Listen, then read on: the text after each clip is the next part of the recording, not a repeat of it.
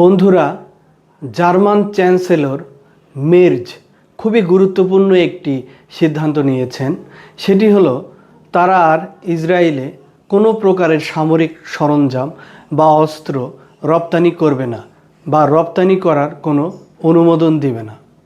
বন্ধুরা, আপনারা জেনে থাকবেন যে গত 7 মাসে জার্মানি ইসরায়েলে $564 মিলিয়ন বেশি সামরিক সরঞ্জাম রপ্তানি করার অনুমোদন দিয়েছিল বা তারা রপ্তানি করেছিল। কিন্তু হঠাৎ করে কি এমন হলো যে জার্মানির বন্ধুই মনে করে ইসরায়েলকে, সে বন্ধুর কাছে এখন আর অস্ত্র রপ্তানি করবে না?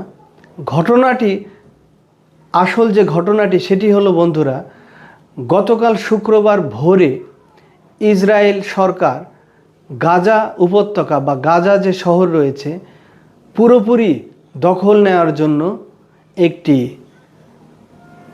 অনুমোদন করেছিল ইসরায়েল সরকার, এবং এরপরে জার্মানির সরকার এই গুরুত্বপূর্ণ সিদ্ধান্তটি নিল যে গত 2 বছর ধরে গাজায় গণহত্যা চলমান রয়েছে এবং সেখানে শিশু, সাধারণ নিরীহ মানুষ ক্ষুধার যন্ত্রণায় মৃত্যুর দিকে ধাবিত হচ্ছে।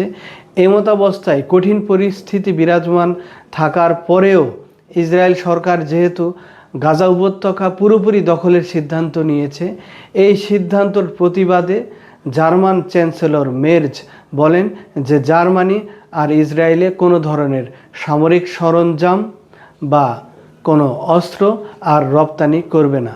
এই সমস্যা সমাধান না হওয়া পর্যন্ত তারা ইসরায়েলে অস্ত্র রপ্তানি করা বন্ধ রাখবে। বন্ধুরা, ভালো থাকবেন বন্ধুরা। আসসালামু আলাইকুম।